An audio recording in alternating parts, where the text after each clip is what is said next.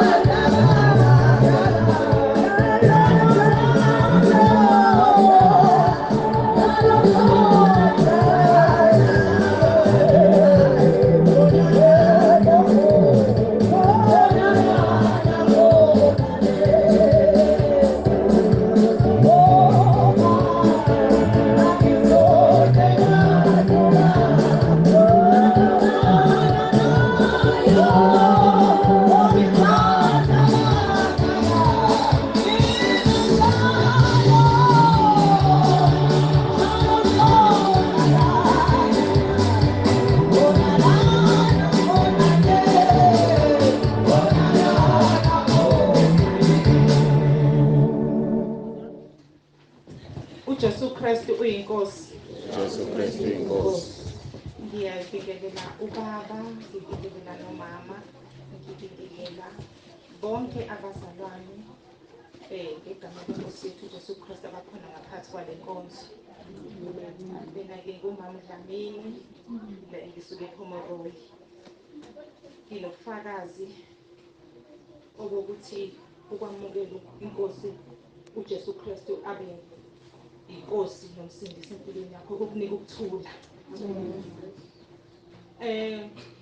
Ukungena ekhaya lezwi kwasuka omunye umama obekade evolontiya eklinikhi.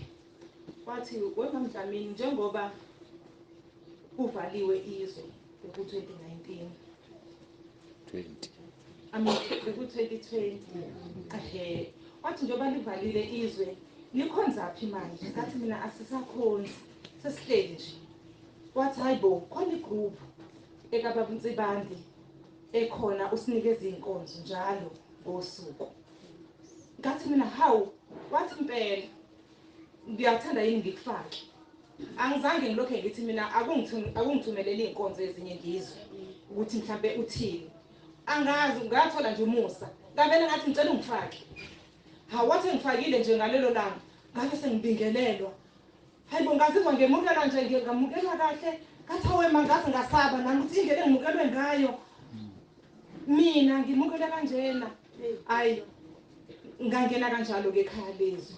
Kodwa engeneni kwami-ke sengingenile ekhaya lezwi ngakuthola ukuthula. Empini ekade nginazo izimpi zihlezi zikhona namanje zikhona, kodwa ngokulalela izwi ngifundiseka, ngihamba endleleni nekhaya lezwi. Ngazizwa nginokuthula kuNkulunkulu ngoKristu Jesu. Ilokho engikushoyo ukuthi ungasabi ungena ekhaya lezwi, ungasabi futhi ukuthi uzugcine wasentabeni kaJehova kuyabonelela. Ngathola umusa-ke mina ngoba ngagcina nje ngayibonela nje ukuthi nje hayi cha impela indlela nje ithi ayingene khona la ebandleni entabeni kaJehova kuyabonelela. Ngakujabulela nje lokho, kodwa kukho konke izimpi namanje noma zifika yazi bazalwane zivele ishaye, ngibona nje ukuthi nje ayisashayi kumina. Sekunomnikazi wazo ovela anqake. Uyabona uvela anqake mina kunezinto engeke ngiyibone ukuthi hawu lezi zazingikhalisayo. Hayi mhlambe ngangingalali ubusuku bonke, mhlambe ngicabanga ukuthi hayi kodwa kwenzeka kanjani kodwa manje nje ngisho kwenze angicabangi lutho ngivele nje ngizwe ukuthi ukhona lo othwele zonke lezi zinto azishayi kumina kufika nje mina inkinga zibhampe zidlule kusho ukuthi khona lo muntu ngempela uma ngabe ukholwa yizwi ulilalela ofika kuthwalela izinkinga wozani ekhaya lezwi ozani entabeni kaJehova kuyabonelelwa ziyathwala inkinga uyasithwalela uNkulunkulu ningasabi ngifuna ukusho kanjalo ngiyabonga amen uJesu Kristu inkosi ngiyaxolisa ngicela ukusho abazalwane ukuthi ngisacela sibe nale namba nje esinayo ngiyazi ukuthi awuthi mawuzufakazi futhi ngathi ungajoyina nawe ngizocela ukuthi sibe nje ngalabo amatholakala elingishuba sophinde sicela abanye ngiyabonga uJesu Kristu uyinkosi ngiyabingelela ubaba nomama nobaba nosisi konke nosande isikole egameni kaJesu kwaMbatha ke mina Thilisi enqotho emasotsheni ngizobonga uNkulunkulu bazalwane kuthula nje ubufakazi ngizombonga uNkulunkulu ukuthi mawumvuma uNkulunkulu uJesu ukuthi abe yinkosi nomsindisi wempilo yakho uyayiveza ethembekile empilweni yomuntu haleluya ngiyambuka uNkulunkulu ukuthi umethemba uvuma nezono zakho kunalezi zinto ezisukayo haleluya uhambe ungasayi usuzizwe usululu ungasayithwalela imithwalo ngiyambonga bazalwane uNkulunkulu ngemsebenzi angenzela yona engibukayo haleluya ngimbonga kakhulu uNkulunkulu ngobaba ukuthi uNkulunkulu wasilethela yena kuze asibuyise uNkulunkulu edukeni kwethu besidukile bangcwele sikhonza sihamba amasonto kodwa wasenzelanga lutho siyambonga kakhulu uNkulunkulu ngobaba wethu nomama uNsibande ukuthi impela uNkulunkulu uyasithanda sithandwe emazulwini bazalwane ngithanda nje ukumbonga uNkulunkulu ufakazi bami engizobusho manje nje angizukubamude bazingcwele ufakazi bami ukuthi ngimbonga uNkulunkulu ngendlela okwenzeka ngayo empilweni yami ngiyakhumbula njoba ngasenesikhathi ngifikile la ekhaya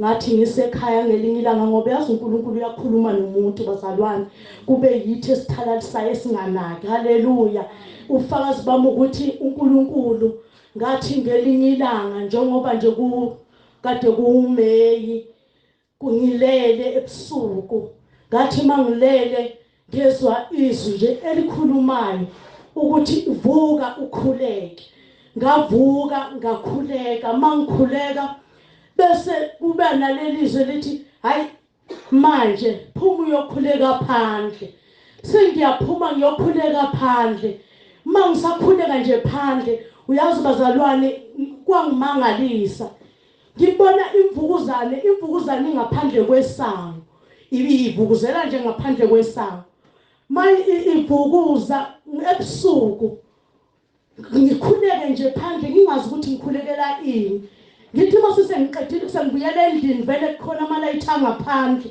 ngithi mase ngibuyela endlini kube khona into ethi awubuke lapha ya esangweni ngibuke kwango-1 ebusuku mangithi ngibuka bengayazi ke nemvukuzane ukuthi ayinawo ngisho nanamehlo ngibona ngendlela imvukuzane eyayibaleka ngayo bangcwele ukuthi yazi kwaJesu akukho ngenzeki ngiyambonga uNkulunkulu haleluya ngisasuke ekukholweni haleluya lokho osukunambithisisile ungabusakuthetela mntaka baba ngiyambonga uNkulunkulu ukuthi lisaqhubeka izinsuku haleluya kuthi njengoba kade futhi kuyalenyanga futhi ephelile ngalobe kuyi-2018 ngivuke ngingazi ukuthi ngivukelani kube nezwi njengathi nje kunomuntu ongathi uyangithinta uthi vuka ngivuke mangivuka ngikhuleke isikhathi esiningi bengikhuleka phandle mangikhuleka lapha phandle bese ngizwa ivoice yazi uNkulunkulu moya ngcwele ukhuluma kamnandi kabi nomuntu eyazi akakhulumi ngokuqina akhulume nje athi kunomzali wami engifuna ukuthi umkhulekise umfonele. Hey mangithi ngiyabhuka ngo-12 ebusuku past 12 ayi ngiqhubeka nokukhuleka phandle ngibuye ngoba khona phela nguqa khona mangibuya sengingena endlini hayi ngikhuleke endlini ngikhuleke ngithi ngingakaqedi umkhuleko ngizwe uNkulunkulu ekhuluma nami ethi ngiyakukhumbuza kunomzalwane engithe mfone mokuqeda ukukhuleka mfonele ngangithatha ifoni ngangithi kodwa kwase kwasebusuku yazi umzalwane ngizomhlupha ngoba phela manje sengiyamvusa hayi ngithatha ifoni bese ngithi ngizozehlisa ngixolisa ngithatha ifoni ngifone mangifona ayayibamba ifoni bese ngithi umfundisikazi wakhona ngale mangikhuluma hayi ngithi hayi mama ngiyaxolisa ukuthi ngivuse ebusuku ukuthi ngizwa nje kunaleli izwi nje lithi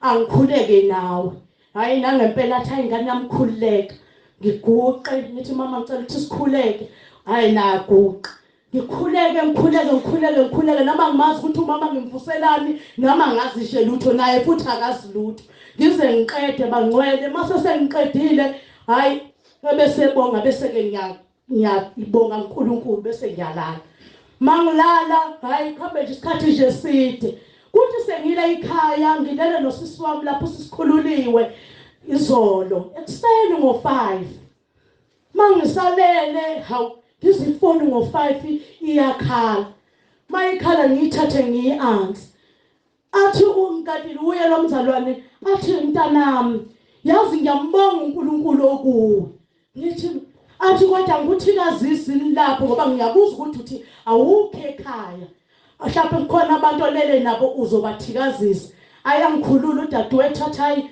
sisikhululeka akakhuluma umama akhuluma umama mayekhuluma athi uyabonga ngoba egoli umntanakhe wayothenga nje ukudla mayothenga nje ukudla kwavela kwangena igebengu zangena nezibhamu balala bonke abantu uyaca esitolo haleluya ithi le ntombazane lena ophosi siboko ithi ayazi ukuthi isinde kanjani bonke abantu balale yona ilalanga yagcina isimisi yodwa kwathi isikhathi besashayana amaphoyisa eshayana nezigebengu nabantu ngoba zange sabona abantu basebedubulekile lapho sekulela uyaca wagcina siphuma yona yodwa le ntombazane haleluya ngizophakamisa amandla kaNkulunkulu ukuthi noma ungamngabazi kodwa uJesu khona haleluya uzokusiza haleluya uyabonga lo mama izolo uthi ngiyabonga mntanami ukuthi umlalelile uNkulunkulu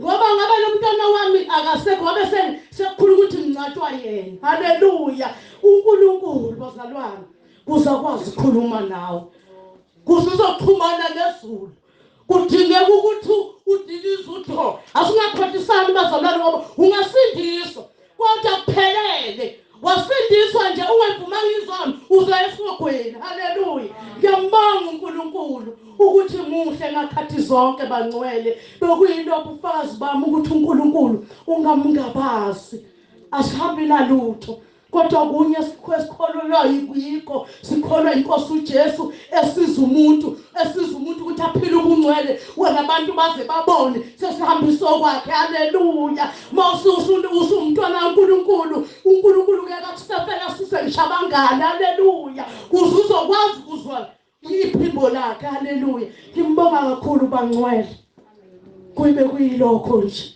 ukuthi ngiyabonga egameni kaJesu amen. uJesu Kristu uyinkosi. Ngiyabingelela ubaba, ngibingelela umama, ngibingelela ubaba bonke omama, abantu abasha no Sunday school nabahlabeleli egameni lenkosi yethu Jesu. Ophambi kwenu manje uNothemba wasithole ngisuke eMaritzburg. Ngizophakamisa amandla kaNkulunkulu ekwathi ngelinye ngenzela umusa ngamukela uJesu ngahamba nje ngikholwa ngithi ngiyakholwa kodwa khona umusa omkhulu engikutholile ngisaqhubeka ngithi ngiyakholwa. Usisi wami uDudu wafika ubelokhu efika nje ekhaya nginenkinga yempilo angiphilile kahle. Amen bazalwane. Amen. Angiphilile ngaba from 2013 ngafelwa izinto zamasebenzi. Ngihamba idialysis kulo nyaka nje baku 2023 ngizohlanganisa u10 years ngenza idialysis. Amandla kaNkulunkulu. Akona ukuhlakanipha. Akona ukwazi. Amandla kaNkulunkulu. uDudu lo ufika ekhaya mangisesibhedlela uyafika azongibona mangisekhaya afika azongibona. Unayo lento aloku eyisho ethi ngiyacabanga nje sisukuthi wena ungaphila nje. Hawu. Ayike ngithi siyakholwa ke phela. Ngingaphila ngoba uNkulunkulu unamandla okungiphilisa. Akasho ukuthi unemfihlo ekhaya lezwi. Amen. Akasho ukuthi kukhona la ngingathola khona ukuphila kwangempela. Sengimamokelile uJesu nginjalo kodwa kukhona la ngingathola khona ukuphila. Ngiyaphila bazalwane. Ngiyathanda ukusho ngalesikhathi. Ngiyaphila. Ngigulile kakhulu. Ngigula ngabanjwa iTB ngalala esibhedlela. Sekuphuma iTB kwangena iCovid. Yiso leso sikhathi ukuthi izinto njalo azisebenzi ngiyadialyze. Kodwa ngiyaphila. Uyazi mangibheka ngibuke nje ukuthi wabamunye nje unyaka ngiqala idialysis kwaphela umchamo. Izinto zami azisebenzi nje angichami. Ngoba izinto zami azisasebenzi kodwa ngiyaphila. Ngiyambonga uNkulunkulu bazalwane. Ngiyambonga uNkulunkulu ngiyalibonga ibandla entabeni kaJehova kuyabonelelwa. Ngiyambonga kakhulu ubaba uNsibande uSidudu awangixhumanisa. Angifunanga nami njengoba lo mzalwane ethi angifunanga nalokuthi ngize ngizwe intshumayelo. Wathi mayithi nje khona igroup engifisa ukufaka kuyona. Ngiyabona ukuthi kusho mhlambe wayesaba ukuthi uzongithi uyangifaka la mhlambe ngingazwani nalezi intshumayelo. Ngathi mina ayangifaki wangifaka. Nkosi yami ngathola ukuphila. Wangifaka ku-April kuzongenwa emkhosini wephasika 7 days. Washo wathi kuzoba nomkhosi ozoba khona ngazi ke noma uzokwazi ukungena. Ngathi mina ngizongena. Kanti ngoba u3 days ngagula nga-admit. Angena esibhedlela. Ngahlala ngicabanga ukuthi ngahlala 2 weeks esibhedlela ngabuya. Selo ngagcina ngaleso sikhathi esibhedlela. Ngalo April. It was last year mangicabanga angiphilanga nje ngiye esibhedlela. Angisaye esibhedlela. Nginokufakaza okuningi kakhulu. Nginezinto eziningi kakhulu engeke ngazikwazi ukuzikhuluma njengamanje ngoba sisenkonzweni kunesikhathi. Kodwa ekhulu kunakho konke ukuthi ngafumana ukuphila. Ngafumana ukuthi kanti izono ziyavunywa. Hawu Nkosi yami uNkulunkulu akuzwe noma ukhuluma. Ukuzwa ngisho usabhalile. Ngabhala umntana befuna umsebenzi. Wathola umsebenzi. Wathi uyafona nje. Ebuza ethi nje ufuna ukuzwa ukuthi aninaso yini space. Wathi wabamba kanjalo. Kwabizwa umphathi welokhuzana wesibhedlela. Weza wathi ndingi RN woza manje sizoxoxa. Wathola umsebenzi. Kanti akayenzanga interview akenzanga lutho. Emveni kokuthi sengibhalile. Kangiloko ngingavumi ukuthi ngibhale. Usathane nje engingabela ukuthi ngibhale. Ngitshela ngibhala khona. Kwavuleka izinto. Ngiyambonga uNkulunkulu kakhulu. Ngiyambonga uNkulunkulu. Bazalwane kuyaphilwa kule ndawo, kuyaphilwa kuleli khaya. uJesu uyaphiliza. Ngiyambonga kakhulu uNkulunkulu bazalwane. Ngosingusisi. Imani isimende sekuzo phelo olwa umsisi silowe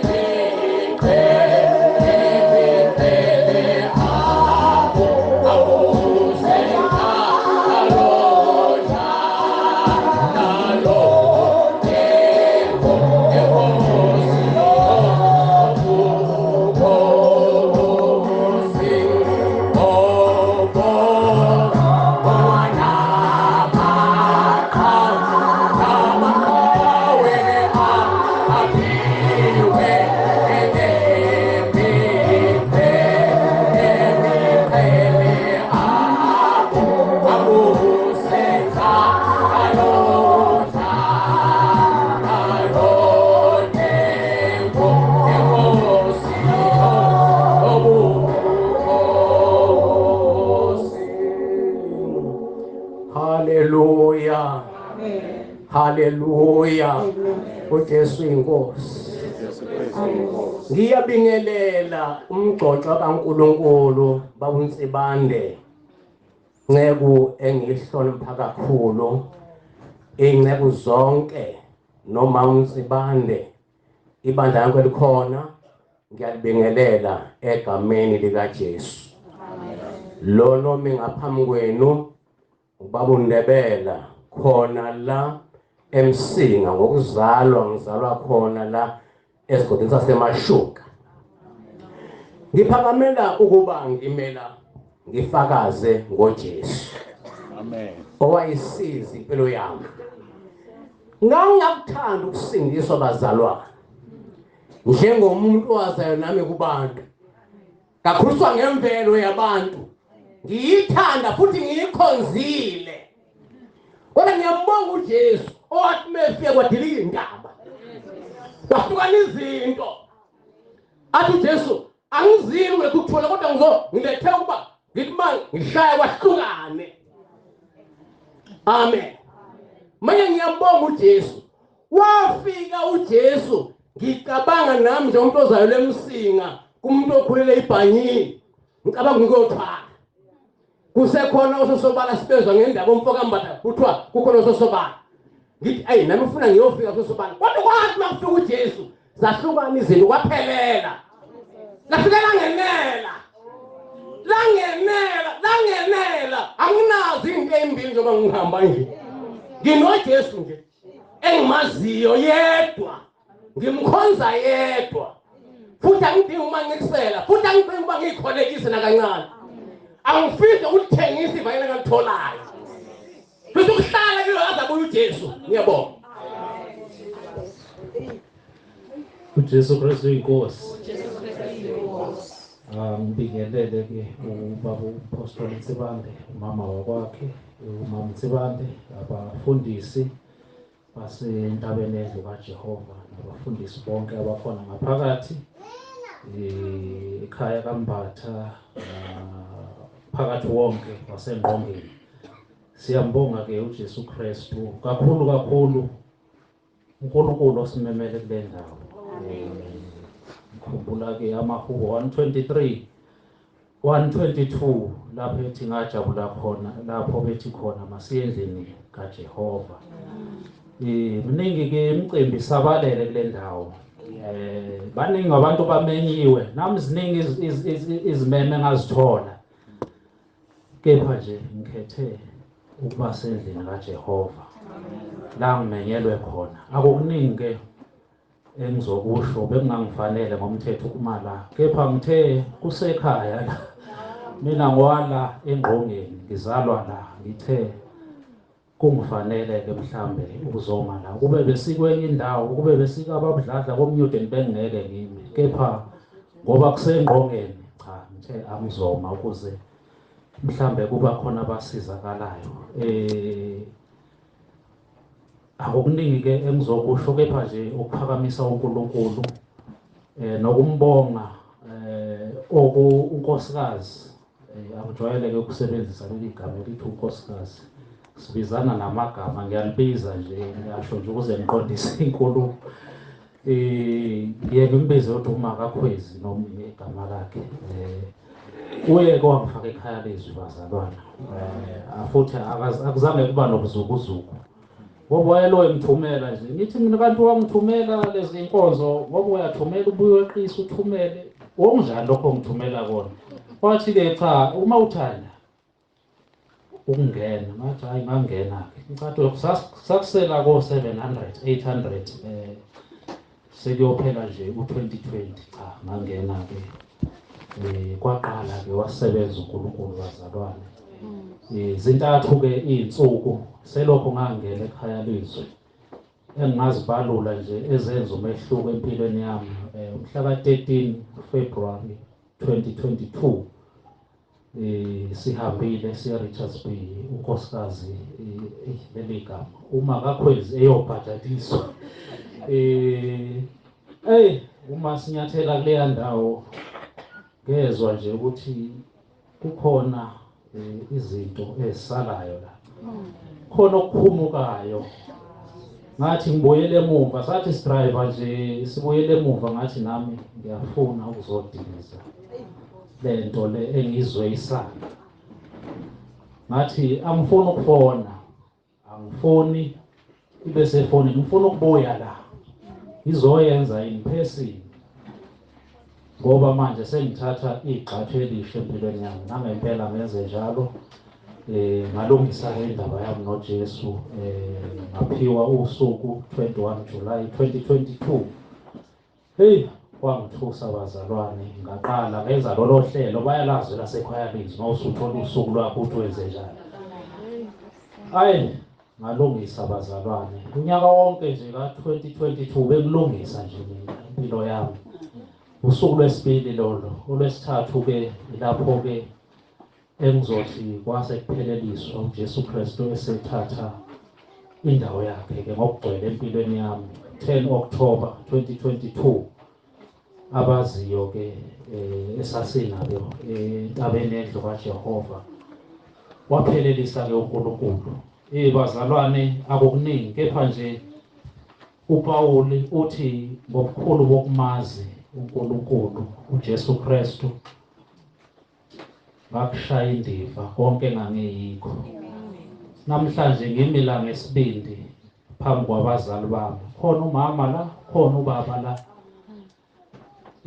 uma ngifikile ke ekhaya bayazi ke adlala umusic kepha nje ngivulela izinkonzo zasentabeni endlu kaJehova nasesazikhaya lizwi azathi umama iyakhuluma kole ndoda namaqiniso kole ndoda ngithi hayi ngelinye ilanga uzoyibona kuthe nje kulezi insuku eziphelile ngamtshela ngathi leyo ndoda enamaqiniso iyeza wathi iyeza ngathi ayiyeza ifikile ke namhlanje bakhona ke ngenze amahubo 122 abamema ke nami ukuthi baze bazozizwela izwi likaNkulunkulu noNkulunkulu ekhuluma yena uqobo lwakhe ngiyajabula ke bazalwane siyabonga kakhulu nokwamukelwa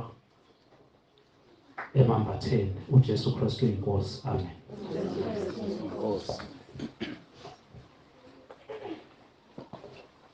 uJesu Kristu inkosi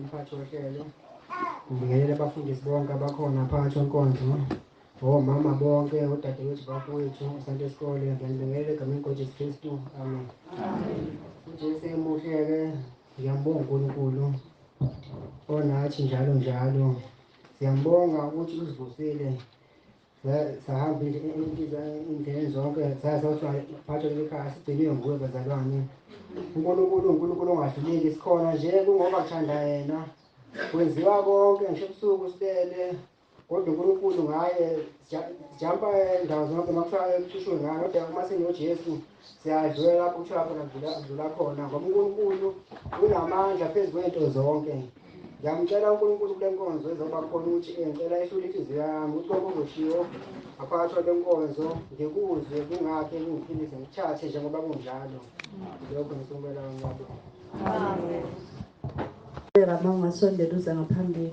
alikho emhlabeni ikhaya lakina uye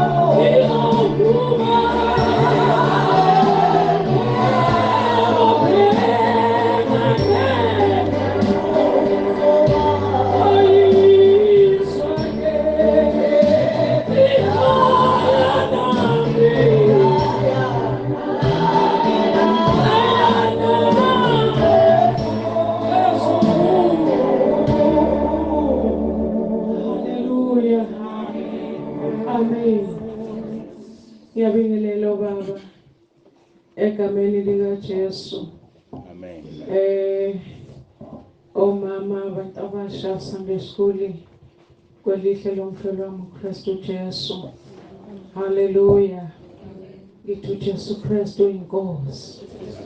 Amen. Bazalwane ngiyaxolisa ukuthi kube ngathi nje ngispecial no. Angikho special ukuthi ngasukuma emva kwabantu bonke. Amen.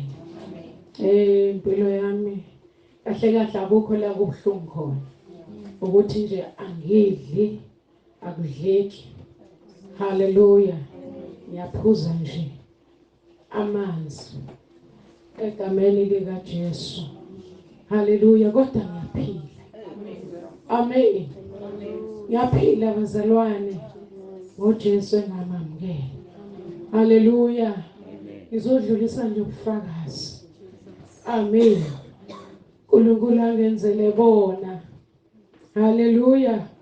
Okwambuleka kamuva ukuthi uNkulunkulu azangibeke kule ndawo engangikuyo ingoba wayefuna ukukhuluma into yakhe. Makabonga uJesu. Mayibonga inkosi. Umntwana kaNkulunkulu. Hallelujah. Nami uNkulunkulu angenzela umusa ngelinye ilanga kwaze kwafika la. Uyabongeka uJesu. Amen. Ngiyaka baba uNsibande sihamba nobaba Khoza sohlala phansi. Hallelujah. Umhlabeleli. Amen. Uthi ngokuba kungeni into engcolile ekhaya. Makabonga uJesu. Hallelujah. Ngizozama abazalwane ukubenza ube fishanyana ubufakazi bami. Amen. Makabonga uJesu. Ngizoqala nje la ekutheni engadleni kwami uye wafika la ngiphalaza khona. Vele ngiphalaza nje uyakwazi ukuphalaza. Unyuluka into engekho. Amen. Indodakazi wami oseThekwini wathi mama ke wehle.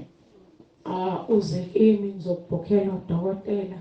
Mangifika kudokotela kwakulehlanu 19 mangiphosisi wangisa kwi-X-ray wathi kune obstruction emathunjini. Ngabonga uJesu wathi uzongirefera esibhedlela eHibiscus kwi-private hospital eCatholik egameni lika Jesu. Mangifika lapho angicheck udokotela abesethi cha ngcono usizokwenza i-endoscopy or i-gastroscopy esizoku-admit. Amen. Kwakunezwi ke bazalwane elahleli kakhulu enhlizweni yami egameni lika Jesu. Amahubo 1:18 uverse 17 kuya ku-18. Amen. Hallelujah. Elithi angiyokufa kepha ngiyaphila ngimemezele noma ngishumayele imisebenzi kaJehova. Hallelujah. Makufika lapha ya angibhukhele uLwesithathu ngiye ngoLwesithathu esibhedlela bafike bangi-admita asho ukuthi uzongithatha bazonesi bazongehlisa bangiyise theater ngabo 2 to 3. Makufika leso sikhathi sidlule angangithathi uze kushaye o4. Amen. Bese ke uSathane bazalwane ngoba uyahleba uSathane. Ngo-2008 ngaba kwi-car accident. Ngiphuma endaweni la uNkulunkulu wayethi ngiyokhuleka khona Amen. Kahle kahle kwakade kuhleli kakhulu enhlizweni yami kokhuleka. Ngingayi mhlambe nabazalwane kodwa nje ngiyokhuleka ngibe noNkulunkulu. Amen. Kwasekuthi sengibuya endleleni ngaba nengozi. Uyesabeka. So emkhuleko noma engikhuleka ngangikwenza lapho nganginde uNkulunkulu noma ngabe seyiphelile insuku zami kodwa ngicela ungengezele. Amen. Athi ngengenzele 15 years ngawucela uNkulunkulu. Amen. Sathane uyangikhumbuza ke mase ngisesibhedlela fanele ngiye theater ukuthi mhla ka24 lo mhla ka24 May wena wacela uNkulunkulu insuku iminyaka engaki 15 so angeke vele kuvuke. Hallelujah. Ngamtshela uSathane wena unamanga nakhona lapho ngenzeka ingozi kwakungelona icebo likaNkulunkulu kwakuyimsebenzi yakho. Amen. Hallelujah. So ke nje abazalwane nganginalokho kodwa nje ngathi masengene theater ngathi uJesu Kristu uyinkosi. Amen. Angibazi sakhule nganje uJesu Kristu uyinkosi. Wangijova udokotela ngagcina lapha ngazi kwabe sekwenzakala nemva kwalokho. Hallelujah. Lokuthi bathatha isikhathi esingakanani bengenza lokho bangibusela nini ehodini ngalo lesithathu lolo angazi ukuthi ngabuyela nini. Amen. Hallelujah. Uma ke ngikuleso simo ngasibona abazalwane ngisendaweni ene-glass, crystal clear glass okwazi ukubona i-view ngaphandle. Mangibuka lapha ngaphandle ngibona amaflower amahle angathi a-red kodwa hayi no red lo. Phakathi kwamaflower kunendlela enyukayo. Amen. Ngizwe ukuthi bese kuba nomuntu okhulumayo oqubuka la ngaphakathi eswini athi lo muntu abantu besifazane abagqoka amabhlukwe abayezuleni bayisihogweni. Hallelujah. Amen. Abantu besifazane abayenza abagcoba makeup abayezuleni bayisihogweni. Abantu abafaka inkophe nezinzipho namacici nakho konke nje lokho kuyizinengiso phambi kaNkulunkulu abayezulwini bayapi esihogweni. Hallelujah. Athi abakhonza amadlozi abayi ezulwini baya kuphi esihogweni.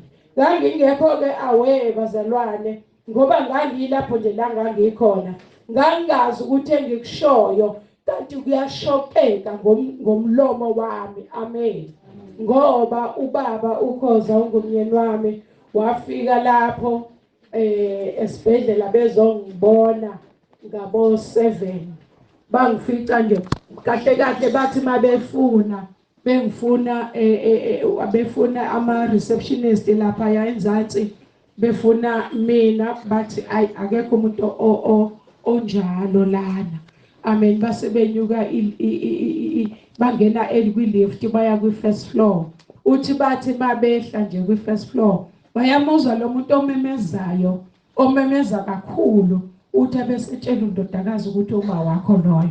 Hallelujah. Bakabonga uJesu. Bahamba ke baze bafika ke sebeholwa yilelo zwi belilandela. Amen. Bafika nje ngithule kodwa ngiyakhuluma. Amen. Bafika ngithule ngiyakhuluma uthi baba ngangithi nje abagqoka amabhlukwe esihogweni abapenda inzipho esihogweni abafaka inzipho esihogweni abamacici esihogweni imigexo nakho konke lokhu uNkulunkulu akangakufuni baya kuphi esihogweni. Zimbili indawo bazalwane. Amen. Hallelujah. Amen. Zimbili nje indawo noma ngabe uyakholwa noma ngabe awukholwa kusezulwini nasesihogweni. So ke indaba yami ila ebufakazini bami abanye abantu bangekuthathe. Amen.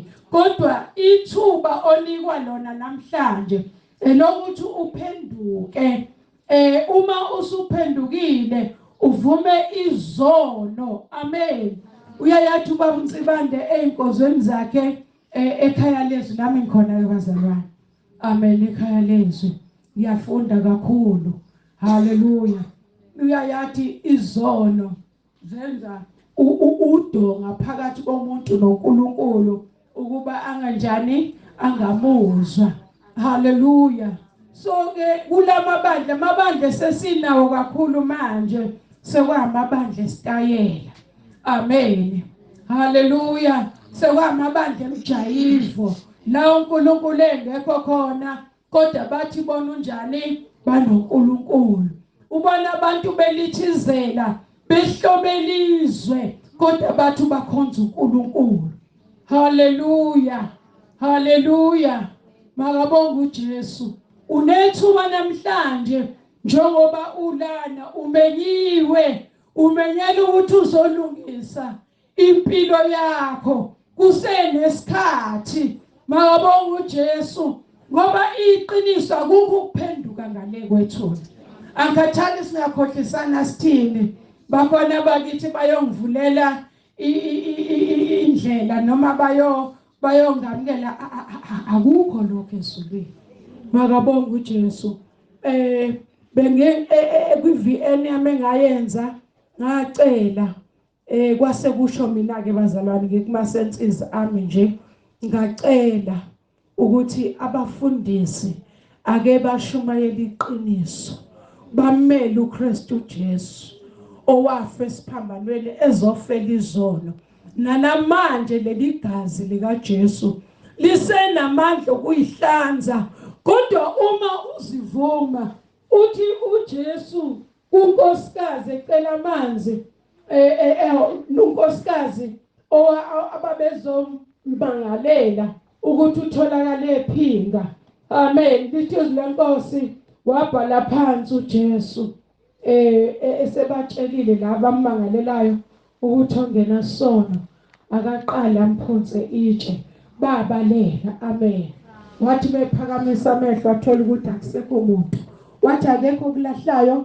nami angikulahli hamba ke kodwa ungabe usona amen uma sewamukela ivangeli makabonga uJesu uvuma uJesu bese uvuma izono haleluya ngithanda abazali ngoba kufanele uqale kwezincane amen usemncane oyikhumbulayo nje owawe bakhona oshukela udlala omacashelana wenza zonke lezi zinto amen usinibusise bazalwane uJesu Kristu inkosi haleluya amen Jesu nathi ngomoya la ephale